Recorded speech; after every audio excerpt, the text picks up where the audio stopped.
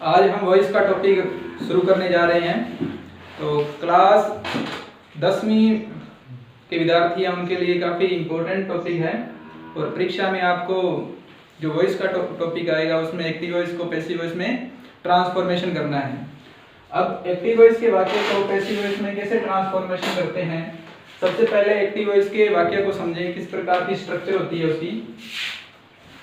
तो ये जो वाक्य आपके सामने है ये एक्टिव वॉइस का है।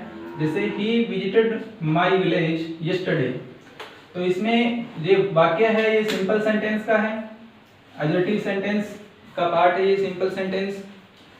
सिंपल सेंटेंस किसी संज्ञा या सर्वनाम से शुरू होता है, नाउन और प्रोनाउन से शुरू होता है, किसी पर्सन प्लेस का कोई नाम हो उससे शुरू होता है। जैसे ही है जो इसका सब्जेक्ट है, इसमें visited main verb I, helping verb नहीं है, और माय विलेज है ये इसका ऑब्जेक्ट है। तो ये चीजें आपको समझ में लानी है कि सब्जेक्ट कहाँ पर आता है, हेल्पिंग वर्ब कहाँ है, मेन वर्ब कहाँ है। जब तक इन चीजों को आप नहीं समझोगे तो एक्टिव वॉइस को पैसिव वॉइस में ट्रांसफॉर्मेशन नहीं कर सकते आप। तो देखिए इस वाक्य को, ये किसी नाउन या प्रोनाउन से शुरू हुआ है। वाक्य जब सब्जेक्ट से शुरू होता है वो सिंपल सेंटेंस है। 2 नंबर पे हेल्पिंग वर्ब आती है, लेकिन इसमें हेल्पिंग वर्ब नहीं है तो मेन वर्ब आ जाती है। 3 नंबर पे ऑब्जेक्ट है या नहीं इसका भी आपको पता होना चाहिए। कई बार क्या होता है एडवर्ब को ऑब्जेक्ट मान लेते हैं स्टूडेंट्स, गलत कर देते हैं। जैसे यस्टरडे आया हुआ है, ये इसको भी ऑब्जेक्ट मान लेते हैं कई विद्यार्थी, तो वो सेंटेंस गलत हो जाता है। तो आपको जब वाक्य का ऑब्जेक्ट की पहचान करनी है इसकी, तो आपको देखना है भी ये व्हाट या होम का आंसर दे रहा है क्या। जैसे उसने विजिट किया, किसको किया, माय विलेज को, होम का आंसर दे रहा है। क्या विजिट किया, माय विलेज, मेरे गांव को विजिट किया। तो इन दोनों का जो आंसर दे रहा है ये बट दोनों में से एक का आंसर दे रहा है तो वाक्य का ऑब्जेक्ट होता है। ये चीजें अच्छी से समझ में आ गई होगी आपकी। अब इस एक्टिव वॉइस को पैसिव वॉइस में जो ट्रांसफॉर्मेशन करते हैं अपने, तो इसके कुछ इस स्टेप को ध्यान में रखना है आपको। जैसे इस एक्टिव वॉइस का जो ऑब्जेक्ट होता है वो पैसिव वॉइस का सब्जेक्ट बनता है। तो सबसे पहले यही काम करना है आपको कि एक्टिव वॉइस के ऑब्जेक्ट को पैसिव वॉइस का सब्जेक्ट बनाते हैं। एक्टिव वॉइस के ऑब्जेक्ट को पैसिव वॉइस का सब्जेक्ट बना दिया। फिर टेंस के अकॉर्डिंग हेल्पिंग वर्ब आती है। जैसे यहाँ पे सिंपल पास्ट टेंस की हेल्पिंग वर्ब है सेकंड फॉर्म, तो इसके लिए वॉज वर्ब आती है। ये अपने आगे इसके बाद में अपने करने वाले हैं कि कौन से टेंस में कौन सी पैसिव वॉइस में हेल्पिंग वर्ब लगानी है। 3 नंबर पे आपको मेन वर्ब लगानी है। जो मेन वर्ब कोई भी आई हो यहाँ पे 3 नंबर पे आपको पैसिव वॉइस में मेन वर्ब हमेशा थर्ड फॉर्म आती है। तो ये भी ध्यान रखना आपको, पैसिव वॉइस में यहाँ पे जो भी वर्ब आई है उसकी थर्ड फॉर्म में लगानी है हेल्पिंग वर्ब के बाद में। 4 नंबर पे आपको ऑब्जेक्ट से पहले बाय लगाते हैं। बाय लगाना है ऑब्जेक्ट से पहले, पैसिव वॉइस का ऑब्जेक्ट है उससे पहले बाय लगाना है। फिर लास्ट का जो पॉइंट है आपको एक्टिव वॉइस के सब्जेक्ट को पैसिव वॉइस का ऑब्जेक्ट बनाते हैं। ये जो इसका सब्जेक्ट है इसको पैसिव वॉइस का क्या बनाना है, सॉरी ऑब्जेक्ट बनाना है। ही का हिम बन जाएगा। अब ये भी अपने आगे सीखना है ही का हिम कैसे बना। ही सब्जेक्टिव रूप में होता है, इसका ऑब्जेक्टिव फॉर्म हिम होता है। इस प्रकार से इस स्ट्रक्चर को आपको पैसिव वॉइस में ट्रांसफॉर्मेशन करना है। लास्ट में एडवर्ब आई है यस्टरडे, इसको यहाँ पे लास्ट में रख सकते हैं। जैसे यस्टरडे आया तो लास्ट में यस्टरडे रहेगा। तो इस प्रकार से he visited my village yesterday का अपने my village was visited by him yesterday बना दिया। इस प्रकार से आपको एक्टिव वॉइस को पैसिव वॉइस में ट्रांसफॉर्मेशन करना है। तो अब आगे इसके अपने प्रोनाउन कैसे बदलते हैं और टेंस कैसे बदलते हैं वो सीखना है अपने। आगे इसमें अपने प्रोनाउन के चेंजेस को सीखना है कि प्रोनाउन किस प्रकार से सब्जेक्ट के रूप में आया है तो वो ऑब्जेक्ट के रूप में कैसे बदलता है।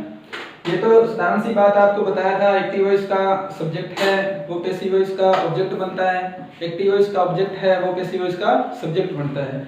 तो अगर ये सब्जेक्ट के रूप में आए हुए हैं सब्जेक्टिव फॉर्म में, तो जब इनको पैसिव वॉइस में अपने लगाएंगे तो ऑब्जेक्ट के रूप में लगाएंगे तो ये ऑब्जेक्टिव फॉर्म लिखी जाएगी। अगर ये ऑब्जेक्टिव रूप में आए हुए हैं ऑब्जेक्ट के रूप में, तो ये पैसिव वॉइस का जब सब्जेक्ट बनेंगे तो इनको इन फॉर्म में लिखना है। तो जैसे आई होता है उसका ऑब्जेक्टिव फॉर्म मी होता है, तो जब आई होगा तो ऑब्जेक्ट के रूप में मी लिखेंगे। वी का ऑब्जेक्टिव फॉर्म अस होता है, तो जब वी सब्जेक्ट के रूप में आया तो उसको ऑब्जेक्ट के रूप में अस के रूप में लिखेंगे। यू का यू ही होता है, ही का हिम होता है।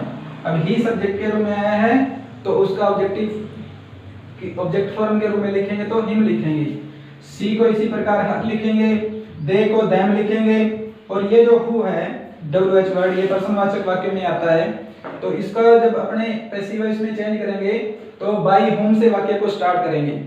WH वर्ड जो होते हैं पर्सनवाचक वाक्य होते हैं, उनमें पर्सनवाचक वाक्य के आरंभ में रहते हैं, तो हु नहीं लिखेंगे, उसकी जगह अपने बाय होम लिखेंगे। ये आगे अपने करेंगे। पर्सनवाचक वाक्यों में साधारण वाक्य चल रहे हैं, साधारण वाक्यों को पहले अपने समझेंगे।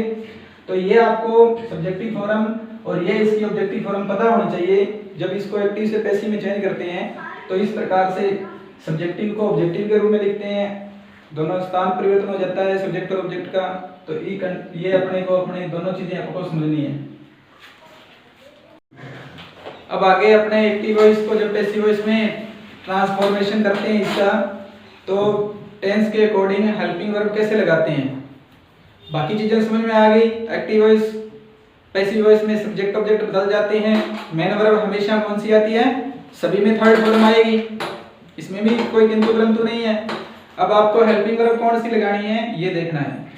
अब देखो एक्टिव वॉइस में जब मेन वर्ब की फर्स्ट फॉर्म या इसके साथ एस आए, मेन वर्ब की फर्स्ट फॉर्म या इसके साथ एस दिया हुआ है, सिंपल प्रेजेंट टेंस दिया हुआ है, तो इसमें इज़-एम-आर हेल्पिंग वर्ब लगती है पैसिव वॉइस में, और इसके साथ में मेन वर्ब को थर्ड फॉर्म आई जाएगी।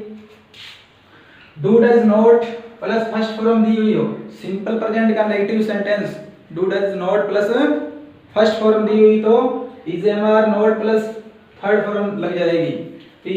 हेल्पिंग वर्ब इज़-एम-आर लगती है दोनों में, सिंपल प्रेजेंट में और सिंपल प्रेजेंट के नेगेटिव में। इसके बाद में है present continuous tense, is am are ING form दी हुई हो तो अब इसको इज़-एम-आर तो लग ही जाएगा हेल्पिंग वर्ब के रूप में। कंटीन्यूअस है टेंस, इसके लिए आपको बीइंग लगाना है। हेल्पिंग वर्ब और मेन वर्ब के बीच में बीइंग लग जाएगा इसमें, और मेन वर्ब जो आईएनजी फॉर्म थी ये थर्ड फॉर्म में बदली जाएगी। Has have plus third form दी हुई हो तो प्रेजेंट परफेक्ट टेंस, अब इसको आपको हैज हैव के बाद में बीइंग लगाना है। हेल्पिंग वर्ब और मेन वर्ब के बीच में आपको बीइंग लगाना है प्रेजेंट परफेक्ट टेंस में, जब has have plus third form दी हुई हो तो। हैज हैव बीइंग के साथ आईएनजी फॉर्म हो तो ये प्रेजेंट परफेक्ट कंटीन्यूअस टेंस है। ये it is not possible to change into passive voice, इसका पैसिव वॉइस नहीं बनता है। Has have being plus ING form हो तो पैसिव वॉइस नहीं बनेगा। अब पास्ट टेंस शुरू करते हैं। मेन वर्ब की सेकंड फॉर्म होती है वो सिंपल पास्ट टेंस होता है। अभी सिंपल पास्ट टेंस में हेल्पिंग वर्ब आपको वाज वर्ब लगानी है पैसिव वॉइस में, और मेन वर्ब थर्ड फॉर्म बन जाएगी जो सेकंड फॉर्म दी हुई है। Did not plus first form दी हुई हो तो सिंपल पास्ट का नेगेटिव सेंटेंस दिया हो तो वाज वर्ब लगानी है। डिड नॉट किस गया वाज वर्ब प्लस नॉट आ जाएगा, और जो मेन वर्ब फर्स्ट फॉर्म थी वो थर्ड फॉर्म में चेंज हो जाएगी। Was verb plus ING form दी हुई हो तो पास्ट कंटीन्यूअस टेंस जब आया हुआ है तो उसको वाज वर्ब का तो वाज वर्ब ही आ जाएगा, दोनों में से एक आ जाएगा सब्जेक्ट के अकॉर्डिंग। फिर आपको बीइंग लगाना है। कंटीन्यूअस में प्रेजेंट के कंटीन्यूअस में भी बीइंग लगता है, और पास्ट के कंटीन्यूअस में भी हेल्पिंग वर्ब और मेन वर्ब के बीच में बीइंग आ जाती है। तो ऐसे दोनों में ही प्रेजेंट और पास्ट में बीइंग लग जाता है। हैड प्लस थर्ड फॉर्म दी हुई हो तो ये पास्ट का परफेक्ट टेंस है। अब हैड प्लस थर्ड फॉर्म दी हुई है तो हैड के बाद में अपने बीइंग लगा देना है। हेल्पिंग वर्ब और मेन वर्ब के बीच में बीइंग लग जाता है। परफेक्ट प्रेजेंट का परफेक्ट है उसमें भी बीइंग लगाया था आपने, और पास्ट के परफेक्ट में भी हेल्पिंग वर्ब और मेन वर्ब के बीच में बीइंग लग जाएगा। यहाँ हैड के बाद में बीइंग लग गया, यहाँ हैज हैव के बाद बीइंग लग गया। तो दोनों में समानताएं हैं, प्रेजेंट के और पास्ट के दोनों वाक्यों में परफेक्ट और कंटीन्यूअस वाले। इधर प्रेजेंट कंटीन्यूअस में बीच में बीइंग लगता है हेल्पिंग वर्ब मेन वर्ब के बीच में, इधर पास्ट कंटीन्यूअस में भी बीइंग लग जाता है। परफेक्ट में भी ऐसे ही होता है, प्रेजेंट के परफेक्ट में हेल्पिंग वर्ब और मेन वर्ब के बीच में बीइंग लगता है, और पास्ट टेंस के भी ऐसे ही होता है, हेल्पिंग वर्ब और मेन वर्ब के बीच में बीइंग लग जाता है। ये समानताएं हैं पैसिव वॉइस में जब अपने इसको चेंज करते हैं तब। आगे इससे आगे है past perfect continuous tense, had been plus ING form. ये पास्ट परफेक्ट कंटीन्यूअस टेंस होता है, ये भी पैसिव वॉइस में चेंज करना इम्पॉसिबल है। इसके बाद में फ्यूचर टेंस आता है। फ्यूचर टेंस में will shall plus first form होती है सिंपल फ्यूचर टेंस में, और ये सिंपल फ्यूचर टेंस के जो शैल विल का हेल्पिंग वर्ब, इसमें भी पैसिव वॉइस में भी शैल विल लगाते हैं और इसके बाद में अपने बी लगाते हैं। अब इसमें हेल्पिंग वर्ब के रूप में अपने बी लगाना है और फिर थर्ड फॉर्म बन जाएगी जो फर्स्ट फॉर्म है। इसके बाद में फ्यूचर कंटीन्यूअस टेंस आता है, shall will be plus ING form. अब shall will be plus ING form future continuous tense भी पैसिव वॉइस में चेंज नहीं होता है, यह भी इम्पॉसिबल है चेंज करना पैसिव वॉइस में। इससे आगे आता है shall will have plus third form future perfect tense. अब परफेक्ट टेंस में अपने प्रेजेंट और पास्ट में जैसे बीन लगाया था हेल्पिंग वर्ब और मेन वर्ब के बीच में, इसमें भी बीन लगाते हैं। शैल विल का शैल विल आ जाएगा, फिर हैव लगा देंगे, उसमें भी हैव आया हुआ है, और हैव और थर्ड फॉर्म के बीच में बीन लग जाता है। लास्ट में टेंस है जो will shall have been plus ING form future perfect continuous tense. अब इस फ्यूचर परफेक्ट कंटीन्यूअस टेंस को भी पैसिव में चेंज करना इम्पॉसिबल है, असंभव है, इसको भी चेंज नहीं किया जाता। एक आता है मॉडल। जब मॉडल दिया होता है हेल्पिंग वर्ब के रूप में, can, may, might, must, would, should, ये जो मॉडल होते हैं, जब मॉडल हेल्पिंग वर्ब के रूप में आए तो मॉडल की जगह आ जाएगा, इसके बाद में बी लगाते हैं और थर्ड फॉर्म आ जाएगी। तो मॉडल वाले में जैसे इधर शैल विल के बाद में बी लगाया है सिंपल फ्यूचर टेंस में, इधर बी लगाया है, वैसे ही मॉडल में ही बी लगाते हैं। इस प्रकार से चेंज करते हैं, इसका टेंस होता है जो हेल्पिंग वर्ब। ये एक्टिव वॉइस के टेंस को देखकर पैसिव वॉइस में हेल्पिंग वर्ब लगती है। अब इसके अपने एक्सरसाइज करते हैं। जैसे ही writes a point every day. अब ये जो अपने सबसे पहले जिसको समझा था सिंपल प्रेजेंट टेंस को मेन वर्ब की फर्स्ट फॉर्म या फर्स्ट फॉर्म के साथ ऐसे ही एस दिया होता है, उसको अपने पैसिव वॉइस में ट्रांसफॉर्मेशन करते हैं इसका। अब सबसे पहले आपको देखना है सब्जेक्ट है, फिर वर्ब है और फिर ऑब्जेक्ट है। ही राइट्स, वह लिखता है, क्या लिखता है, व्हाट का आंसर दे रहा है, ए पोएम लिखता है, तो ये इसका ऑब्जेक्ट है। अब इस ऑब्जेक्ट को पैसिव वॉइस का क्या बनाते हैं, सब्जेक्ट बनाते हैं। तो ए पोएम, फिर फर्स्ट फॉर्म दी है मैंने वर्ब की, जो फर्स्ट फॉर्म होती है तो कौन सी हेल्पिंग वर्ब लगती है, इज एम आर लगाते हैं ना। तो अब इज एम आर में से सिंगुलर सब्जेक्ट है तो इज आ जाएगा, फिर मैन वर्ब आती है, राइट्स दी हुई है तो इसकी मैन वर्ब थर्ड फॉर्म बनाते हैं। पैसिव वॉइस में हमेशा कौन सी मैन वर्ब आती है, थर्ड फॉर्म आती है। A poem is written by, he का अपने ऑब्जेक्टिव फॉर्म हिम लिखते हैं, फिर एवरीडे लगा देते हैं। इस प्रकार से सिंपल प्रेजेंट टेंस को चेंज करते हैं। दूसरा वाक्य देखें, जैसे I do not play cricket, ये सिंपल प्रेजेंट का नेगेटिव सेंटेंस है, do does plus not plus first form वाला है। तो इसमें सबसे पहले तो ऑब्जेक्ट देखें, ऑब्जेक्ट को सब्जेक्ट बनाना है। I do not play cricket, तो लास्ट में जो इसका ऑब्जेक्ट दिया है, मैं नहीं खेलता, क्या नहीं खेलता, व्हाट का आंसर दे रहा है ना, क्रिकेट नहीं खेलता, तो क्रिकेट है इसका सब्जेक्ट बन जाएगा। अब do not plus first form भी आपको बताया था, इज एम आर लगता है, तो क्रिकेट के साथ में भी इज लग जाएगा। सिंगुलर अनकाउंटेबल नाउन है, क्रिकेट एक ही होता है जिसको गिना नहीं जा सकता, उससे पहले सिंगुलर हेल्पिंग वर्ब लगती है, प्लूरल आ नहीं आ सकता यहाँ पे। तो क्रिकेट इज नॉट आ जाएगा। फिर प्ले की थर्ड फॉर्म क्या होती है, प्लेड बाय, आई का ऑब्जेक्टिव फॉर्म क्या होता है, मी। तो ये सिंपल प्रेजेंट टेंस के दोनों ही आगे सिंपल सेंटेंस और नेगेटिव सेंटेंस दोनों को इस प्रकार से चेंज करना है। दोनों में पैसिव वॉइस की हेल्पिंग वर्ब है वो इज एम आर लगती है। ठीक है। अब इसके बाद में जैसे Ram is singing a song, ये प्रेजेंट का कंटिन्यूअस टेंस है। अब इसमें is am are plus ING form आती है। अब जैसे सब्जेक्ट है उसके बाद में helping verb is am are और आईएनजी फॉर्म होती है प्रेजेंट कंटिन्यूअस टेंस में। इसको कैसे चेंज करना है? राम गा रहा है, क्या गा रहा है? A song. बट का आंसर दे रहा है ए सॉन्ग है, इसका क्या है? तो इसमें अपने ऑब्जेक्ट को इसका सब्जेक्ट बना दिया, फिर helping verb is am are में से एक आ गई, फिर अपने कंटिन्यूअस था इसलिए बीइंग लगा दिया, और फिर मेन वर्ब हमेशा कौन सी आती है? Third form. पैसिव वॉइस में हमेशा कौन सी फॉर्म लगाते हैं? Third form. तो सिंग की संग बाय, फिर ऑब्जेक्ट लग गया राम। अब कोई नाम होगा तो वो चेंज नहीं होगा, वैसे वैसे आ जाएगा।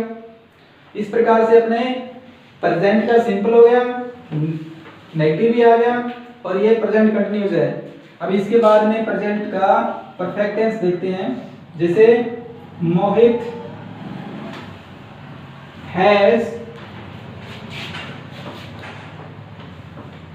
Visited the USA.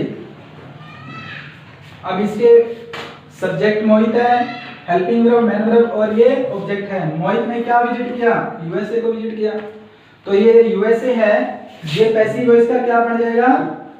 सब्जेक्ट बन जाएगा द यूएसए।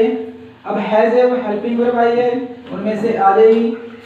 अब प्रेजेंट के परफेक्ट में आपको बताया था हेल्पिंग वर्ब और मेन वर्ब के बीच में क्या लगाना है? बीन। बीन। अब परफेक्ट टेंस होगा उसमें सभी में बीन आएगा।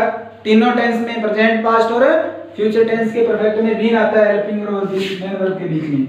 कंटिन्यू होता है वहां बीइंग आ जाता है। दोनों में आ जाएगा प्रेजेंट और पास्ट में, फ्यूचर का कंटिन्यूअस बनता ही नहीं है।